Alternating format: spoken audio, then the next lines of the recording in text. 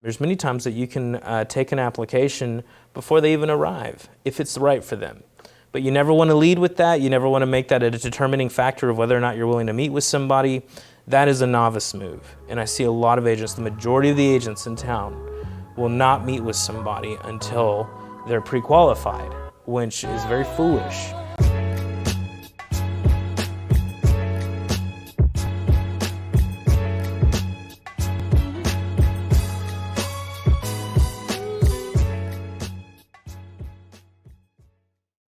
You know, you have to be careful with the mortgage side of things because people can perceive it the wrong way.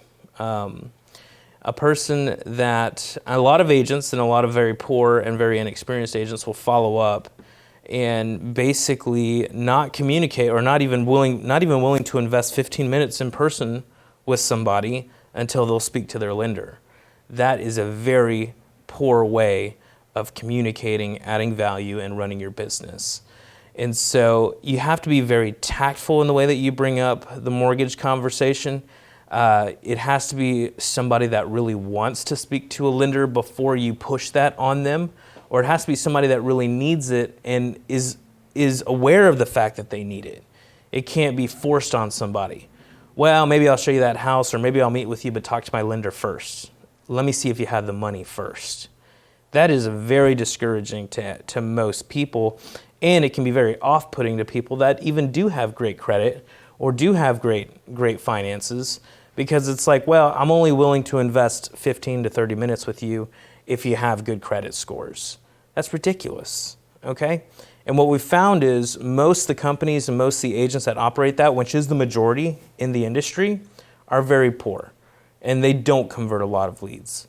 And they're looking for the low-hanging fruit like everybody else. And the low-hanging fruit doesn't just fall into your lap. You got to climb for it. You know, you got to work for it. And so now there will come a time where you speak to a person and you identify that they've got a great job. They've been renting for a while, or maybe they've been in the home that they have for a while. They own it. And they really have questions or are curious as to what they would qualify for. And you see these green lights, if you will. You know, that, well, I've been checking my credit score and I know I'm in the mid to high 600s. Well, you know, I really want to buy a home and I'm willing to meet with you, but I'm just curious if I would even qualify. Okay? Well, if that's the case, we have an in-house lender here that can start the process for you. And we're meeting in a couple of days, or we're meeting tomorrow. If we start this process now, when we do meet tomorrow or in a couple of days, we'll be a couple steps ahead of the game, which is a good thing, which is adding value to people, right? So the only way that you'll come to that conclusion is if you ask enough good questions and get to know the person well enough, okay? If you don't have a high level of rapport, if you haven't inspired confidence in that call, and that person doesn't really trust you or doesn't really know who you are, then throwing or vomiting the lender necessity on them is only going to get you negative responses. And so that's why I'd say through the conversation, ask good questions and get them talking. If they seem like a good candidate for somebody that would benefit from running an application now, simply ask them. Say, you know, we do have an in-house lending team here. We'd be happy to start that process for you if that's something that you would like to do. And when we do sit down in about 2 or 3 days, when we have a scheduled appointment, we could already have this information in front of us. Would you like to do that? And some people are going to say, yeah, I'd love to, you know, hand me over. Other people may want to wait and have a conversation with you first, and that's okay too. And that's one of the reasons why many times in our consultations, after they meet with us for about 15 to 20 minutes, the final 10 to 15 minutes will be with the lender.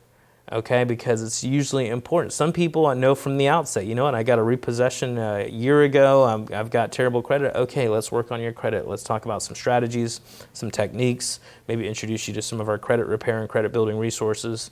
Others, like homeowners and things like that, they've gone through the process before. Typically, they know what they need to do, and they know whether they're there or not. And so the lending can be a great option for them.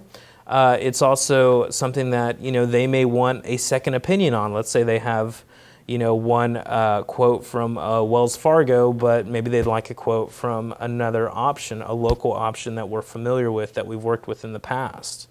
And so You want to dig deeper in these conversations now that you guys are getting closer here, and there's many times that you can take an application before they even arrive, if it's right for them. But you never want to lead with that. You never want to make that a determining factor of whether or not you're willing to meet with somebody.